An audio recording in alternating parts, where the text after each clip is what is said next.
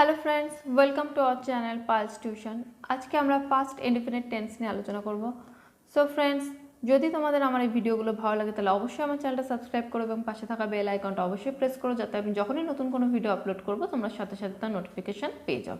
তো চলো আমাদের আজকে আলোচনা শুরু করা যাক। পাস্ট ইনডিফিনিট বলতে কি বোঝায়?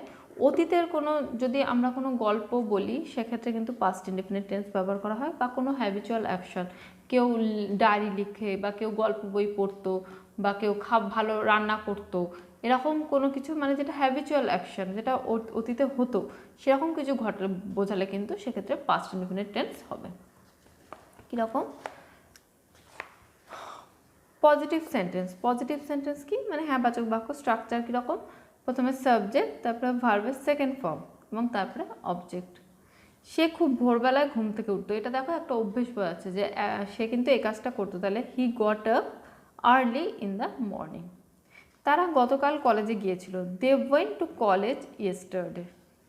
আমি তোমাকে গতকাল দেখেছিলাম, I saw you yesterday.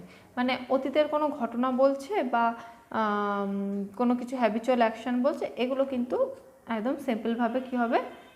Past indefinite.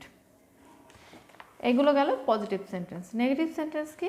স্ট্রাকচারটা কীরকম হবে? আমরা সবাই জানি একটা নট বসে, এবং সেক্ষেত্রে কি আমরা যখন প্রেজেন্ট ইনডেফিনিটে ছিলাম তখন আমরা কি দেখেছিলাম? নেগেটিভে কিন্তু একটা ডু নট বা ডাজ নট হয়, কিন্তু এখানে কী হলো? ডু এর পাস্ট টেন্স যেহেতু ডিড, সেই জন্য এখানে ডিড নট হয়ে গেল। ঠিক আছে, সেটা সব মানে সাবজেক্ট যাই হোক না কেন সেক্ষেত্রে কিন্তু ডিড হবে। তারপরে ভার্বের ফার্স্ট ফর্ম এবং তারপরে অবজেক্ট। রাহুল গত সপ্তাহে বাড়ি যায়নি। Rahul did not go to home last week. আমার বাবা গতকাল অফিস যাননি। My father did not go to office yesterday. আমি কাল বাজার যাইনি। I did not go to market yesterday. এগুলো গেল নেগেটিভ। এবার ইন্টারোগেটিভ মানে প্রশ্নবোধক। এবং প্রশ্নবোধকে কী হয়? প্রেজেন্টে যেমন কী ছিল, ডুটা আগে এসে গেছিলো, এখানে কী হবে? ডিডটা আগে আসবে।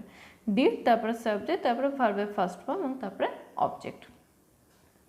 তুমি কি কাল বাজারে গিয়েছিলে? Did you go to market yesterday? তারা কি গত সপ্তাহে এখানে এসেছিল? Did they come here last week? Ramu কি কাজটা শেষ করেছিল? Did Ramu finish the work? তুমি কাল কেন ওখানে গেছিলে? Why did you go to there yesterday? তোমরা গতকাল কেন স্কুল আসোনি? Why did not you come to school yesterday? তারা কোথায় গিয়েছিল গত সপ্তাহে? মানে তারা গত সপ্তাহে কোথায় গিয়েছিল? Where did they go last week? এইগুলো গেল ইন্টারোগেটিভ সেন্টেন্স।